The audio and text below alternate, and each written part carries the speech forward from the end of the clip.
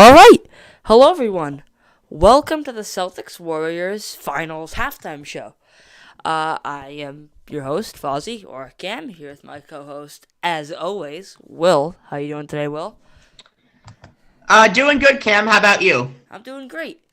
And we have Mike today, as we did last halftime show. And how are you today, Mike? Doing great. Pleasure to be here with you always, Fozzie. Awesome. So, what a first half this was. I mean, your Warriors are up, Will, 52-50, which is exciting for you and a bit sad for me. But and you too, Mike, because Mike is also a Celtics fan. Also, I should ask, how's the split room situation going? It's going good, Mike. I would say we've been able to orchestrate this pretty well so far as father and son. How about you? Well, there are many intricacies to our divided household, including a divided living room and with divided fan zones. I had control of the remote as is outlined in the rules and regulations. The winner of the previous game gets control of the remote. However, Cam, Will found a loophole. Oh.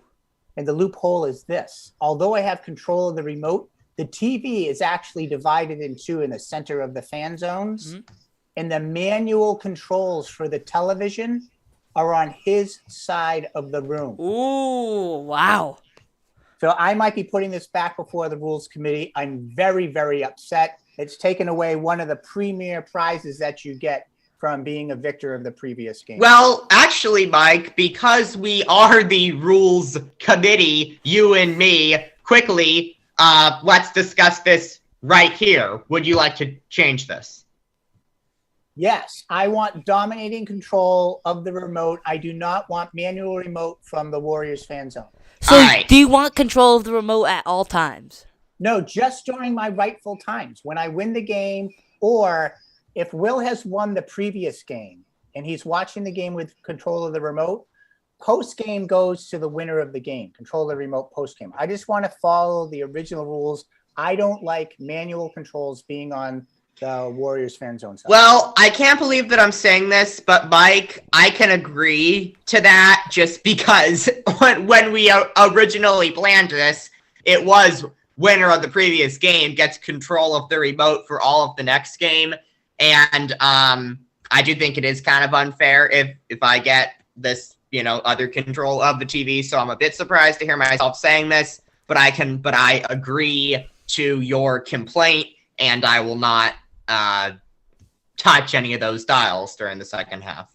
We'll notify this as an amendment to the rules and regulations. I'd also like to offer this suggestion that control of the remote also goes to the oldest fan for every game. Well,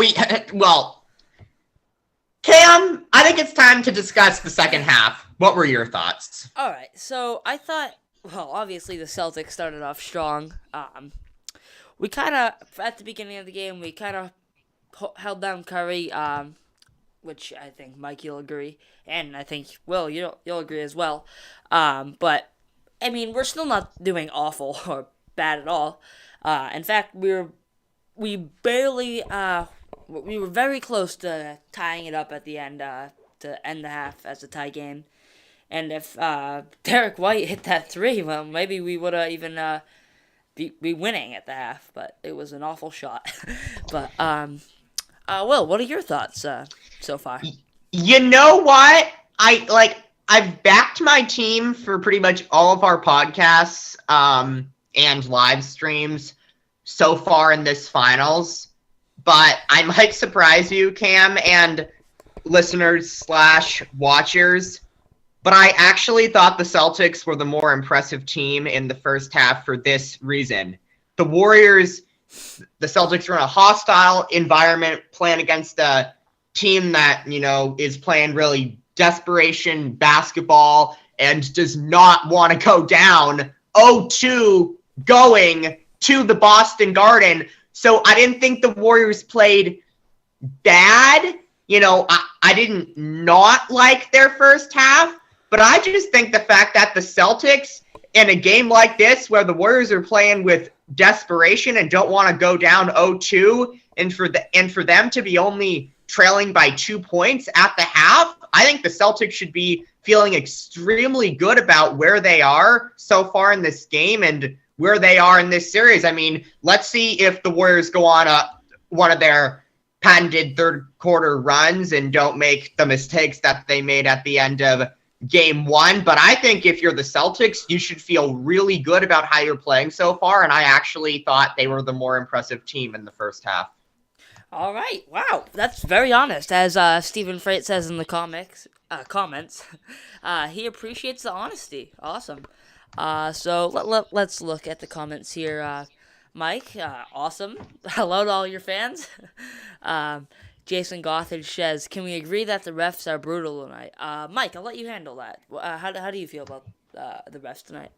You know, there's always officiating at the NBA Finals level that results in a whole different way of looking at things. Obviously, there was the situation with the double technical and a Celtic. You know, I got to be honest. As a Celtics fan, I don't want one of the top guys of the other team going out on a play like that. I want the best players on the floor. So if we win, and no excuses.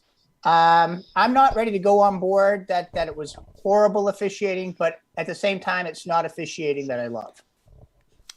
All right. Let's see. Do we have any other comments here? Oh, Stephen Freight has another one saying, Draymond doing Draymond things, which I will say I did think this was gonna happen, and Will said you thought he changed it up a little bit. He's improved, and Will, how do you feel about Draymond doing Draymond things? Well, even if he's improved, it's not like he's not going to have games like this. This is the NBA Finals. But it's bound to be intense. He's at risk of going down 0-2. This is part of the Draymond experience. It's part of his game. It's part of his game. You would not get the Draymond Green that you get if he doesn't do these things. So, I mean, look, obviously I think he's got to watch himself, but I thought he just played with fire and passion and intensity in that first half. It was everything that I could ask for from a passion and energy standpoint from the best defender on my team. I feel like sometimes you need some passion like that, you know? 100%. And Mike Coughlin says Mike Coughlin does Mike Coughlin things as well, which that's true. Yeah. And I think, Will, you do Will things as well, and I do Fozzie things as well. Absolutely. Everybody does everybody things. Can I give my story of the first half? Sure. Yep. Here's my story of the first half. Golden State Warriors, Steph Curry, Draymond Green, foundational players stepping up. If Clay gets it going in the second half and they continue, it's going to be rough. Oh, this is actually... Boston Celtics side, I would say, Jaylen Brown carries the opening of the game in the half. Then the ball goes over and Jason Tatum steps up. And who's the steadying presence? Once again, Derek White. Yeah. All right. Will, I actually had a question for you. Yeah. This isn't very related to this game right now, but it does have to do with your Warriors.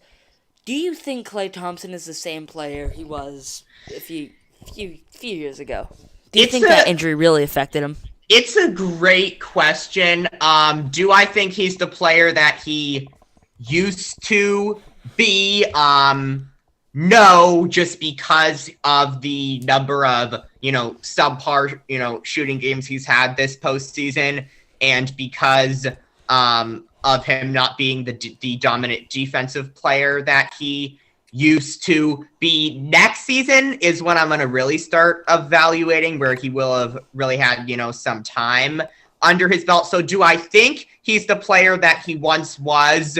No. But on another note, he's had some great games this season, some great games in these playoffs. So even if he's not the player that he once was, considering the two major injuries that he had, and when you just look at it from that standpoint, I couldn't ask him to be playing any better overall, considering the fact that he was just out for 2.5 years. Yeah. So I think this is just going to be a fantastic second half of the game. And first half, I mean, all in all, the Celtics did pretty good. And I'm not denying it. Your Warriors did good as well. I just think the Celtics, I mean, coming right out of the gates, I mean, Jaylen Brown was nasty to start off. And I think that's just helped kind of carry them through it, you know? Yeah, I agree, Kim, and I see that the second half has... Yeah. Sorry, so I'll just end with this. I agree with everything that you're saying, and that's why I really want to see the Warriors take command of this third quarter, because, boy, if they just eke out a win, I'd be scared going back to Boston with the fact that the Celtics are playing the way that they are. I mean, I maybe I shouldn't be so down, but I just think the Celtics should feel really good about themselves. Yeah, I think it's been a great half so far, and I can't wait to see the second half. So, everyone, thank you for tuning in to this halftime show, and next week next game, we'll see you with a pregame show, which we will actually have, and a halftime show. And at the end of this final series, I was thinking we could do a big live event. What do you think, Will? That'd be fun. Perfect. Yeah. All right. Thank you guys so much for tuning in, and goodbye.